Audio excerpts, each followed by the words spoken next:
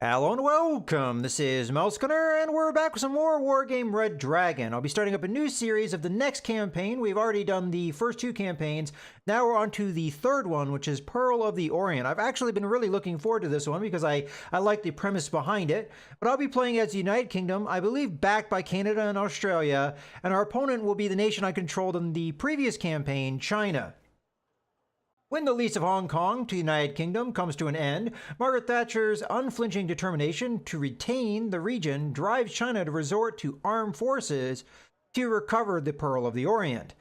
Will the outnumbered garrison be able to hold its ground long enough while reinforcements make their way to Hong Kong? Let's go ahead and watch the briefing. And I have peeked at this campaign a little bit, so I know what the opening stage is going to look like.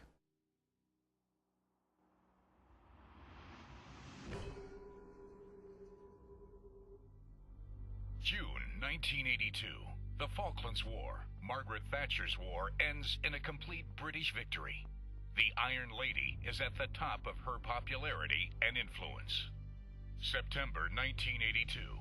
While on an official visit to Beijing, the British Prime Minister expresses Britain's wish to see China extending the lease of Hong Kong. Deng Xiaoping counters this by putting forward China's will to recover all of its territories that are still under foreign administration. 1983. For a year, negotiations are pursued with no positive results. When they reach a deadlock, the Chinese premier bluntly states that he could walk in and take the whole lot this afternoon.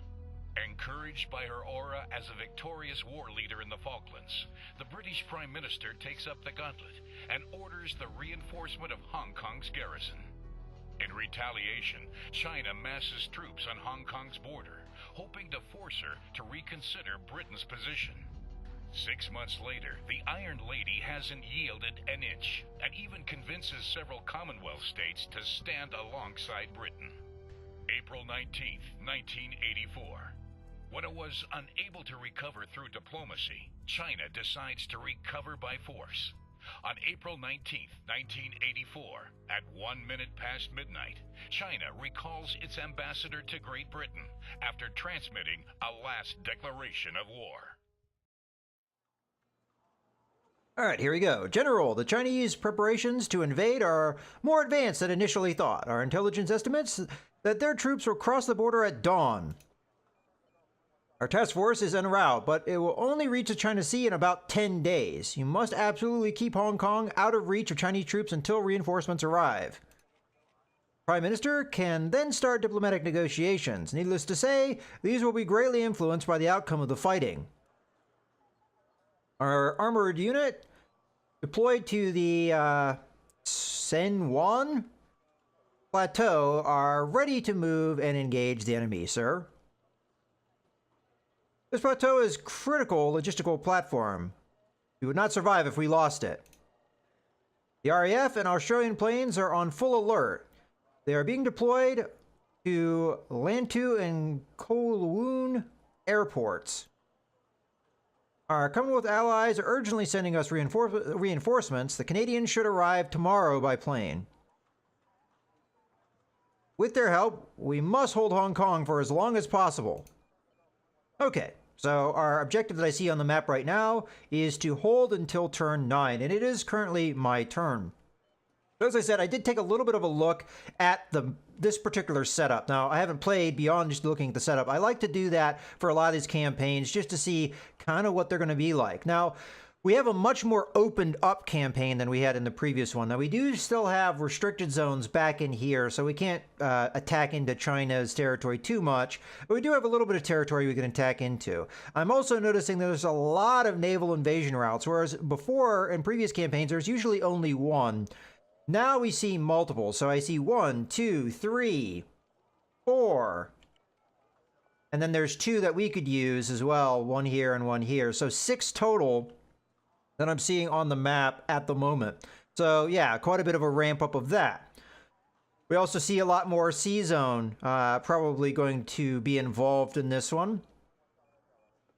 And I don't think we have any zones that we're actually safe in. No, not that I can see. So the enemy has some zones they can be safe in, but we do not. It doesn't seem like they have any airfields or anything like that. So if we are able to take their airfield out, we could wipe out all of their air power. So let's take a look at what we've got. Right now, we have 0 political power points, and the only thing we could deploy if we had the points for it, which would only cost 5, we have a squadron that's a naval attack squadron. Now, one of the things that I'm noticing with a lot of the units when I took a look at this is that a lot of them start with really terrible morale. So 4, I mean, that's okay. That's about average. But here we have a heavy tank battalion with only 2 morale. This unit has 4. This unit has 1 morale. I think this is one of the units that has the best morale of all of the ones that we have. So 6. We have 2. 2 for this guy here. Another one that's 6. So... yeah, those are the only 2 that we really have that I think are really ready for this fight. Another 2, 4, 2. Our ships have 6. That's good. And then the planes continue to have only 2 morale. And then we have 1 morale and 2 morale. So really bad morale for a lot of our units. We have a couple that are okay, but beyond that, most of them have pretty bad morale. And unlike the previous game... there's no way to recover morale. The only way you get morale is by winning fights. So if I were to go and click on this unit and hit R&R, which I can't even do, but if I were to do it, it wouldn't actually give me any morale. It would just give me the cohesion, which we don't need, which is why it doesn't allow me to do it. All right, that's enough of that. So let's take a look at what we've got as far as territory. So I have this region here, which they said was absolutely vital. And it's worth 5 political power points a turn, so we definitely want to hold on to that. We got this one over here, which is another secondary objective. I'm going to assume the secondary objectives are pretty important for, you know, again, the outcome of the battle. So this is our ultimate goal, but maybe if we hold these other ones, it'll give us more of a victory than otherwise. But we have a secondary objective over here. That's going to give us 2. We have our main objective, which gives us 3. And then we have another secondary objective over here, which gives us 3. So if we total that all up, we're looking at about 13 points a turn. That's not very much. Whereas my opponent has 5 here, 15 here, that's 20. Another 10 here is 30, and then another 5. That's 35 points they're getting a turn. So I don't know if this game plays out like it did in the previous game, where it plays more like a board game where the enemy actually does use the political power points that it gets. I'm not really sure, because it seemed like our last campaign when we were China fighting the Soviet Union, it was very, very scripted. The enemy was getting deployments on a script rather than deploying them like we can deploy them. So I don't know if it matters that they have 35 points a turn, but it may. Okay, with all that being said, there is a Marine unit that the enemy have here, and they could invade me next turn. So if we do the math here, they could go 2, and then they could invade 1 of 2 points. They could invade here or here. And then they could also do 2, 4, and try and invade here into Hong Kong. So we have a naval fleet that's here, but it only has 2 initiative points. They have a naval fleet that's here. They only have 2 initiative points. Now, which of the 2 naval fleets is better? I don't know. They have 6 morale. We have 6 morale. We have 44 units. They have 46 units. I'm going to guess that ours are better. From what I'm seeing here, it looks like a lot of the same kind of ships I had in the previous campaign. I don't think I recognize this ship, though. Yeah, this seems different, but the other things I recognize. So the Moskets, the Luda, this is new. So what does it have? It has heat. Huh. So is that for attacking the ground? Probably. That's probably meant... maybe. I don't know. I mean, you can't really use a Navy in that kind of way. It seems pretty short range, though, otherwise. Because, I mean, these are anti-ship missiles. They have, you know... this is one of the shorter range ones at 5,250 meters. This is less than 2,000. So, not really sure what the point of these are. But maybe they can take out ships. And then they have their supply ship. So the main thing that they have here is they have a lot of these Moskets. Now us, we have 6 Type 21s. Now I have never played with the British yet in this version of the game. Now obviously I played with British units in the previous game, but not this one. So I've never done anything navally with Western forces. So I don't really know what to expect here, but it looks like we've got a cannon, we've got anti-ship missile, which is pretty good range. I mean, that's... I think the Luda has that same kind of range, if we were to double check. Yeah, it does. Does it have any better accuracy? No, it has worse accuracy. But we also have anti-air missiles, it looks like. And then this, oh, see, that's good. We've got some pretty long-range missiles here, and then also a cannon. We have 16 of those. So I think their capital ships might be a little bit better than ours. I call them capital ships. I think they're really like frigates, destroyers, that kind of thing. But as far as the game's concerned, they're command-level ships. And then this guy, so the Vulcan probably shoots down enemy missiles. We've kind of seen that. 50 caliber machine gun, and then a little bit of a cannon there. So this is more like a point defense ship, it looks like. And then we've got our supply ship. So again, I couldn't tell you which is the stronger fleet here. I mean, we've got longer range missiles. That may be proved very deadly. And we have 8 of them, which again may prove deadly. So we'll have to see.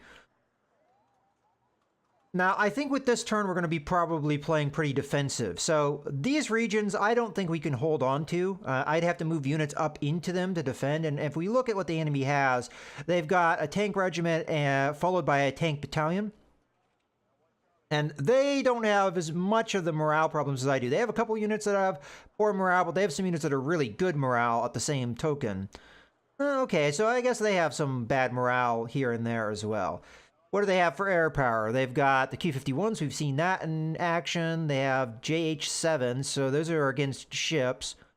They have J711Ms, so we've seen these before. These are air superiority. And then they have J7Cs. I've never really seen these before. Okay, so they're the J7s with cluster bombs. And then I'm guessing these guys here. Yeah, so it looks like an upgraded version compared to what I had in the previous campaign. As this is a later date, that kind of makes sense. So they have more missiles, but they're about the same quality level. And then the Q-51s we've seen, these should have cluster bombs. Oh, no, okay, yeah, they are cluster bombs. That's what it says anyway. And 2 air-to-air missiles, and then the cannons. And then the anti-ship guy has air-to-air missiles, 4 of those. Pretty good ones, as a matter of fact, long range. And the air-to-ship missile, which is, again, pretty long range there. And then they've got cannons, or actually, like a Gatling cannon. All right, well, that's what we can expect them to have. They do have a couple helicopter units, attack helicopter, airborne regiment. They could use those pretty much next turn because these have the kind of range to use. They also have a tank regiment, heavy tank battalion, and a lot of tanks. Their force here is all tanks. I don't see really any infantry. We've got a militia regiment here. We've got anti-tank company and a reserve tank regiment. So a lot of their initial push looks like tanks. They do have this marine regiment that we're going to have to worry about. We've got our own marines here. And we've got tanks ourselves over here. So I think first thing we're going to do is we're going to pull this recon company back. It's just a recon company, not that much. It's got poor morale. Really don't want to have it up here and just get smashed by these tanks. So we're going to go ahead and back those off. These other units, I think we're going to go ahead and R if they need any cohesion. So this unit here definitely does. So we'll do that. This looks like, I'm going to guess, an infantry unit. They do have some tanks. So, okay, a little bit of diversity here. We've got some mortars. Got anti-air missiles. I wonder how good our anti-air stuff's going to be. We've got Raidens. I don't know what this is going to be really good at. Very bad AP power. I mean, against the lighter vehicles, that'd be great, but we're being attacked by a lot of tanks, so I don't know how useful these are going to be. And they're vehicles, they're not recon, so it's not something that you're going to get scouting from. As a matter of fact, the optics are poor on this, so I'm not really sure what these are good for. There's going to be some things we're just going to have to figure out as we go. So R&R that group. This group we really can't do much with, but we'll just keep them where they are. Maybe. We'll see. This group, Royal Tank Regiment. So infantry and tanks, a little bit more tanks here. Looks like we've got chieftain tanks. Here we have challenger tanks, which should be more modern. Small in number, though. That unit, even though it's a battalion, we only have a single platoon of tanks, and then a little bit of recon backup, and then a command tank. All right, we'll R&R these guys, too. We could move this heavy tank battalion. I'll have to think about that. We might want to move them down here just to defend against if this Marine Regiment attacks, because if I were the enemy, I would actually think about attacking here, because all we have here is an anti-tank company. That's it. We have a logistics company, which is just helicopters, which, give supply. The Marine Regiment is pretty solid. We are going to want to R&R them, though, because they have very low cohesion right now. All right, what do we got here? Okay, some anti-tank weapons. That's going to be anti-air. Got some good artillery, it looks like. Okay. And then we've got naval assets as well, which I'm not sure we'd be able to use in the defensive stance. What do we have for air power? We've got some Harriers, which are set up multi-role. So we've got air-to-air missiles, we've got rockets, and then we've got cannons. So that's that. We have a couple helicopter units here, which I may want to deploy up here if we are going to go for that defense. I don't see any air power here, though. There's not an airfield, so, you know, I guess that makes sense. Got a couple planes over here. One is a Tornado, which is, it says it's a ground attacker, but it looks pretty multi-role to me because it does have air-to-air missiles. It also has 4 cluster bombs. And then it's got cannons. We've got F4s, which are set up for air superiority. I see all air-to-air missiles, and then we've got cannons. So that's going to be one of the top-level F4s as far as air superiority, and that's going to be, these are Australian unit. This is an Australian squadron here. And then we've got an air defense company over here. All right, so that's a lot of things to take in. So what do we think they're going to do this turn? Well, I don't know what they have all... Wait, didn't we have vision of this stuff a minute ago? Maybe that was a bug. Maybe we weren't supposed to know about all that air stuff that they had up there, because we did just look at that. We know they have a bunch of air power up here. The question is, could they use it anywhere? Well...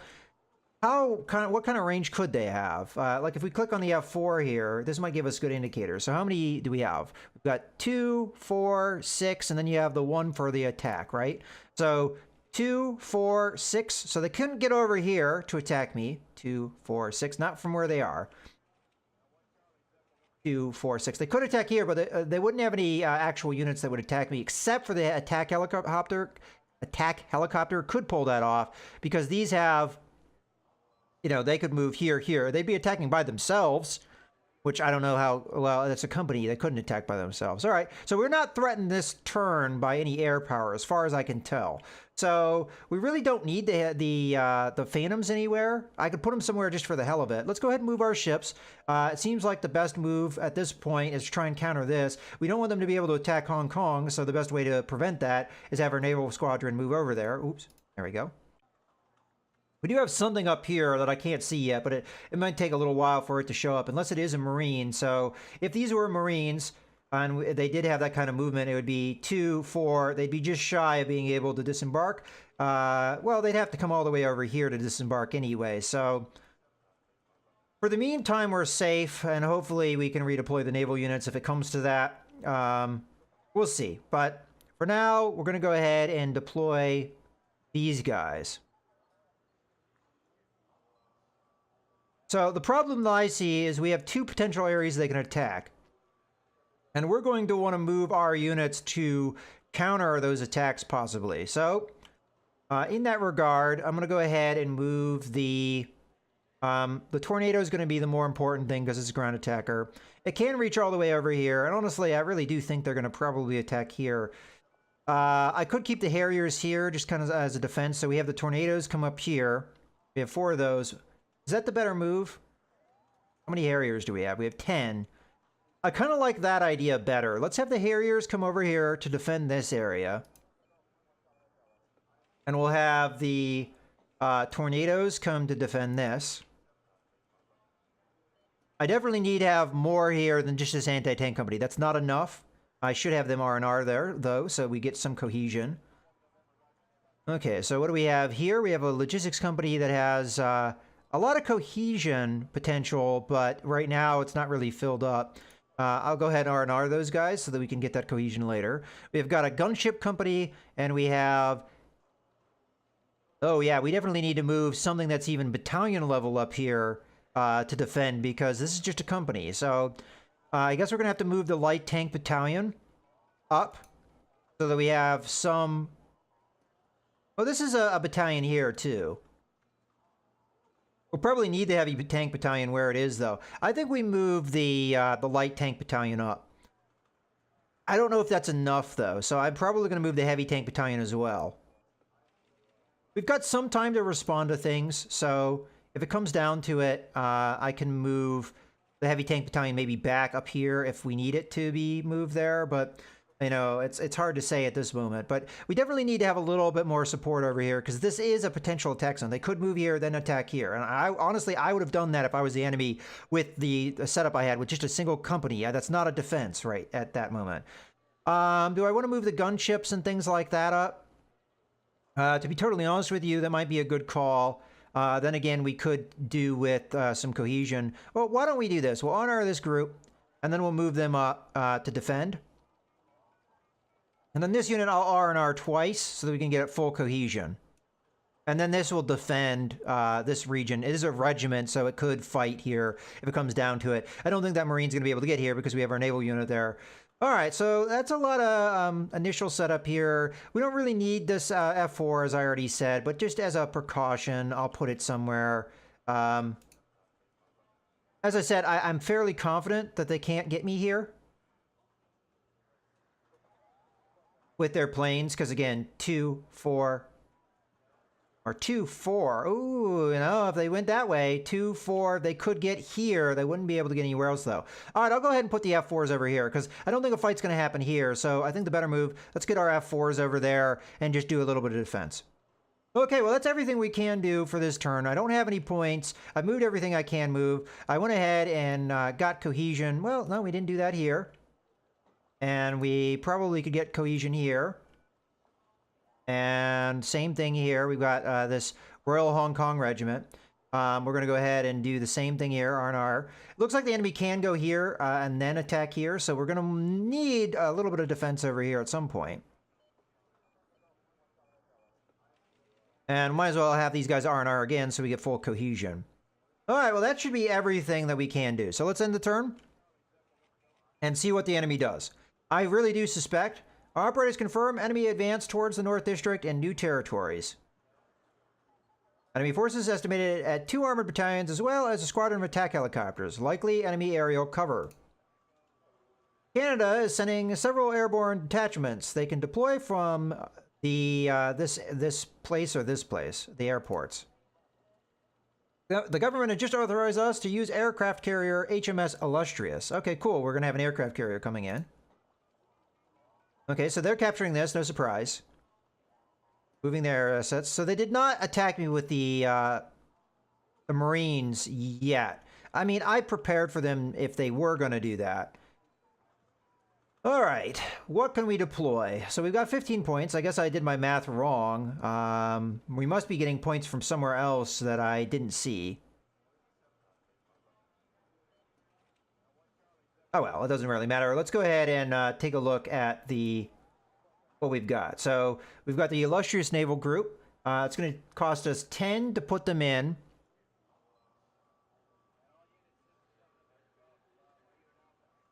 And they would deploy here, I'm guessing. And we've got Type 21s, Oliver Hazard Perry, Pegasus. Okay, some of this stuff I'm not too familiar with. Let's take a look at it. So we've got some helicopters. We've got the Type 21s, which we've already seen. Oliver Hazard Perry. We've seen this before in our first campaign, but just as a refresher, we've got cannons. We've got anti-ship missiles, which are long range. We've got surface-to-air missile, the Pegasus, which we've already seen, and then our transport. We've got the Sea Harrier, which looks like it's set up for air superiority. Let's take a look at that unit. So yeah, air-to-air missiles. And that could deploy where? Nowhere. I'm guessing it deploys on the Illustrious when it shows up. And then we've got the RAF squadron. We do have land forces, which are the Canadian forces. So we've got Princess Patricia's regiment. Okay, it looks like an infantry regiment, just looking at it really quickly. Actually, as a matter of fact, it tells me right here. Infantry regiment equipped with fast armored personnel carrier Grizzly. The unit is very confident in urban combat, but has a very low anti-tank capability. So maybe not the best in this initial engagement. And then we've got an anti-tank battalion. So anti-tank battalion with ADATS, experimental unit capable of accurately destroying both ground and air targets. That's probably going to be very useful to me. So let's take a look at that one. So what do we got? Grizzly, we've got the...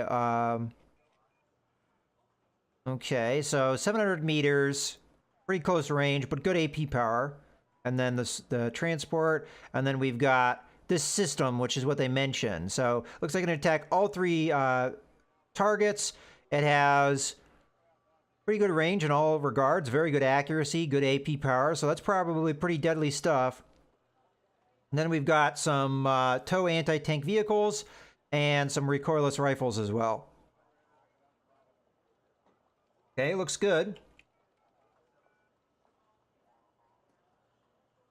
Let's count what this range is. So we've got 2, 4, 6. So it is the range that our F4s can do. All right, so they could reach here, they could reach here, and that's about it. All right, let's take a look at their tanks. We haven't really done that yet. So we have ZTZ 59-2s and ZTS 63 1s.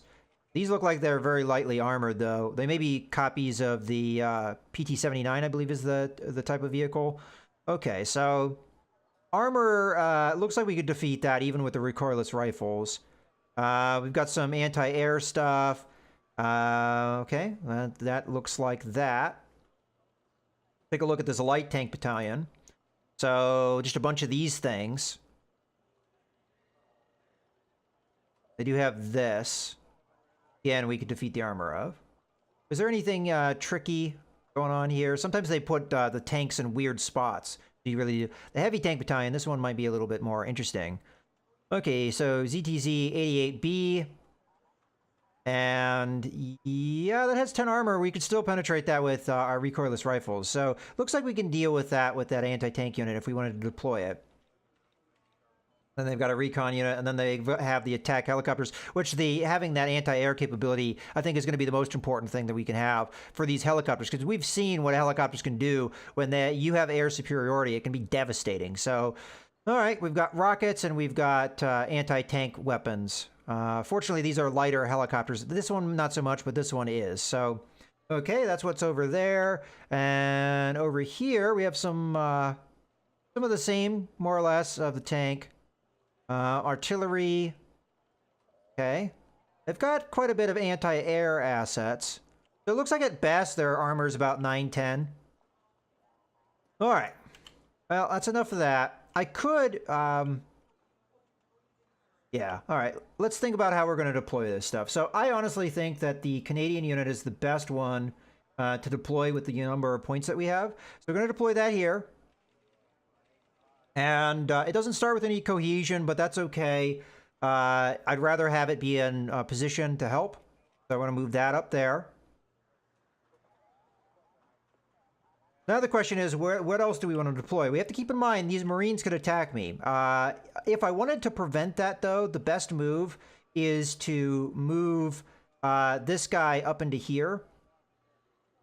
Now, it's possible their anti-ship planes would be able to attack me, because it's 2, 4, 6 an attack. So this is kind of dangerous if I don't have guarding planes to prevent it. It would just be my ships with no cover against their ships, plus possibly planes, plus possibly their Marines. So that might not be the best call to put my ship in there, but I'm not sure at this point.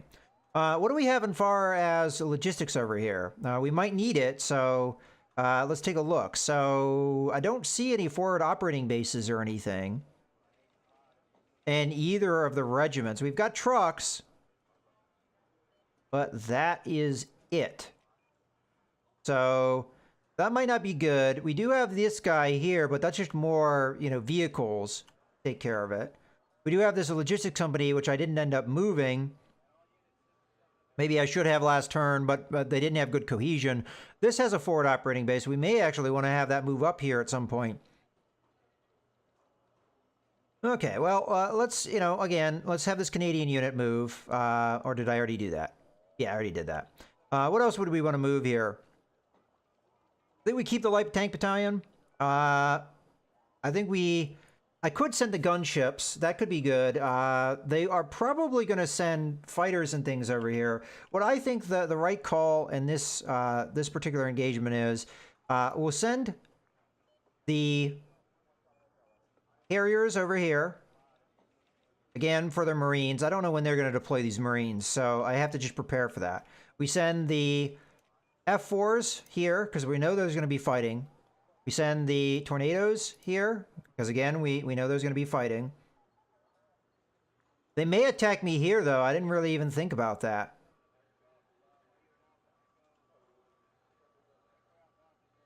Do we send this guy over?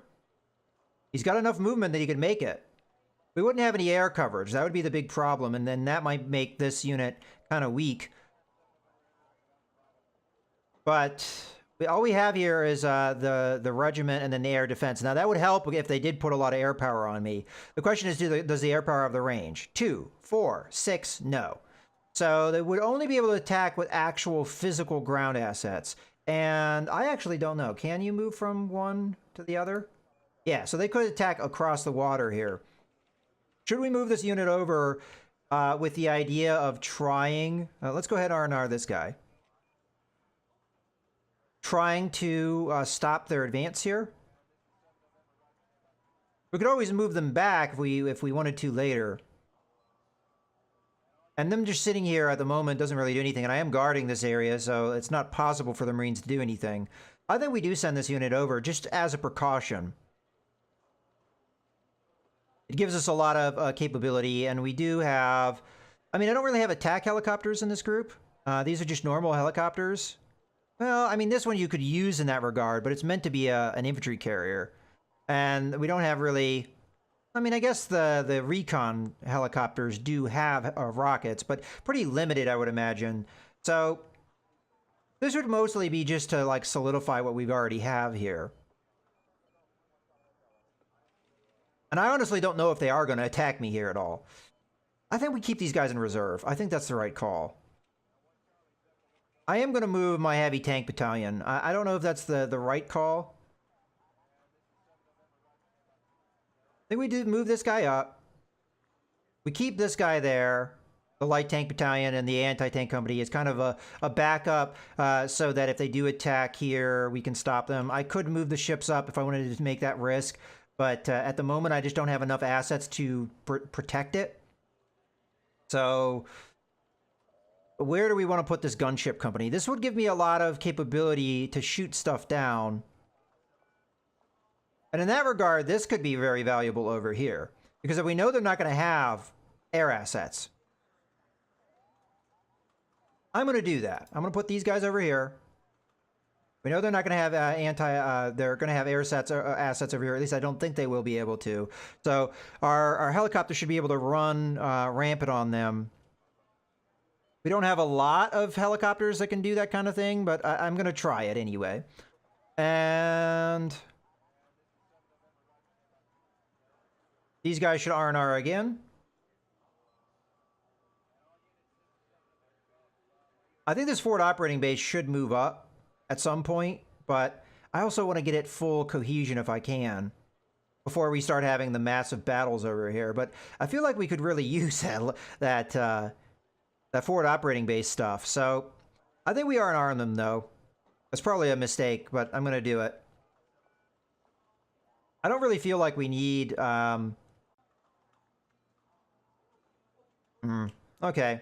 I mean, we just have kind of light forces here, and it's challenging to pick where you're going to put stuff. I think in one token, even if we do get beat up here, as long as we don't lose too many casualties, or at least maybe stopping the Marine Regiment from doing what they want to do. So I'm going to move here, even though it might not be a good idea.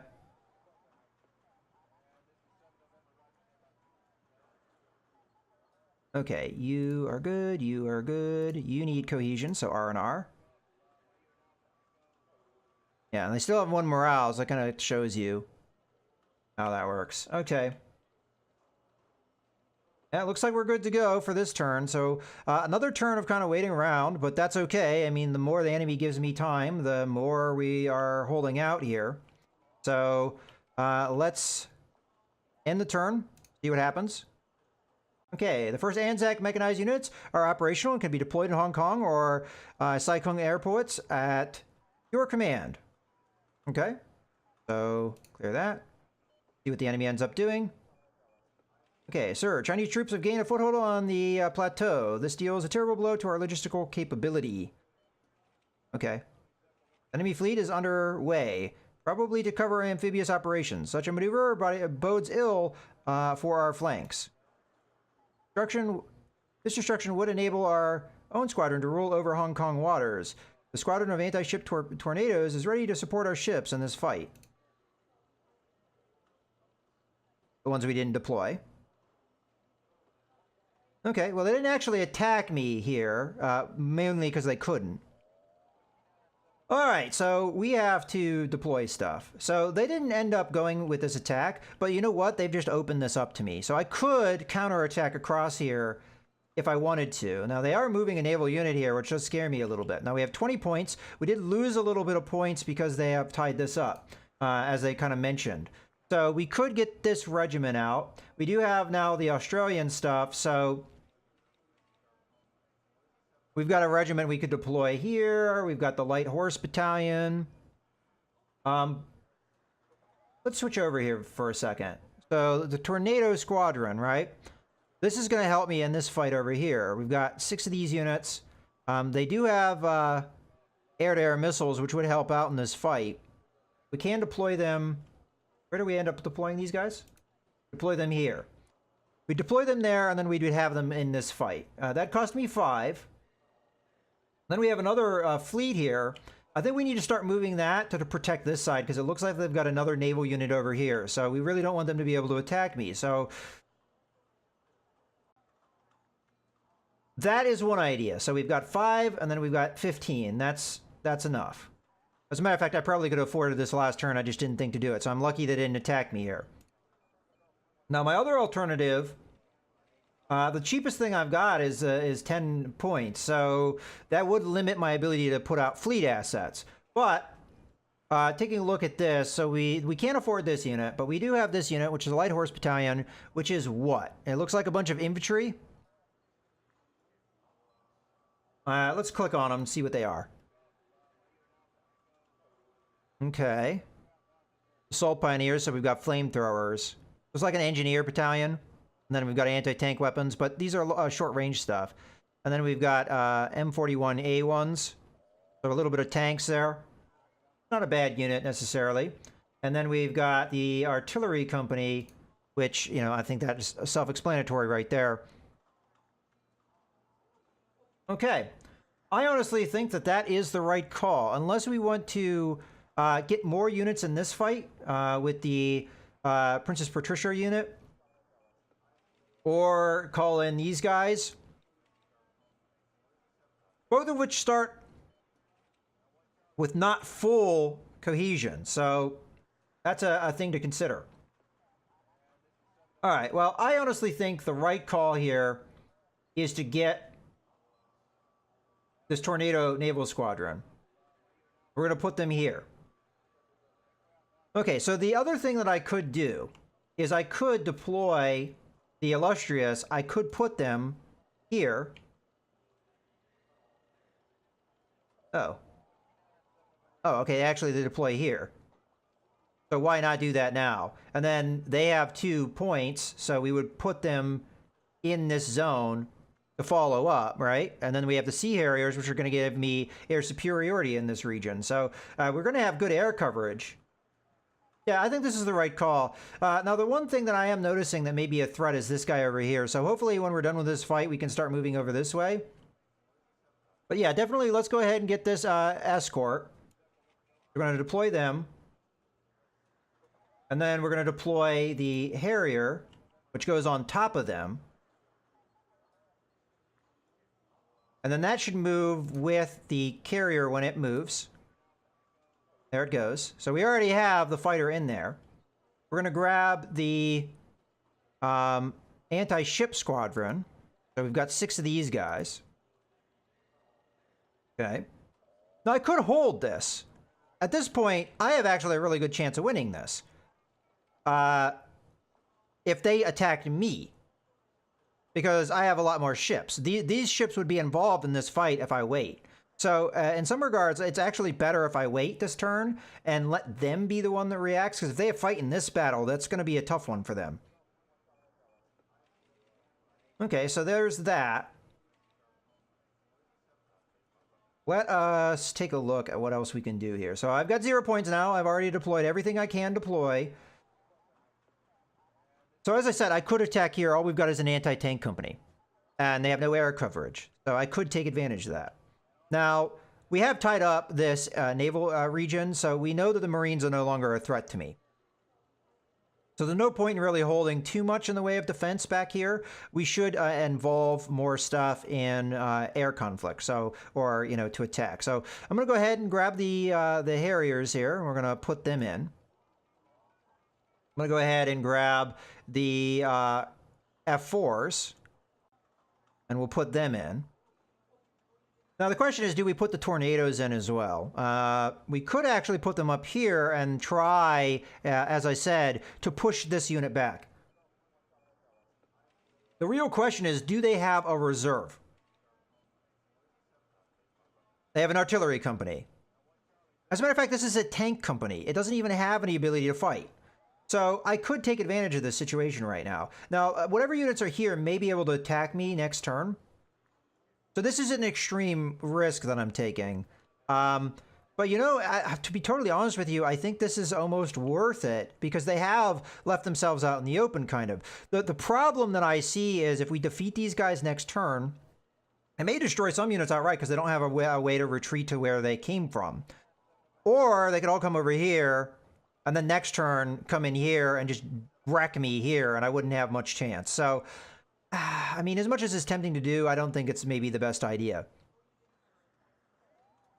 Well, we could put the anti-tank company up in here. It wouldn't necessarily be a bad idea. The logistics company, I think I should start moving to help out, but I'm not necessarily going to do. The gunships, you know what? We could do with them over here. If they have a good air superiority, though, it's not going to really help.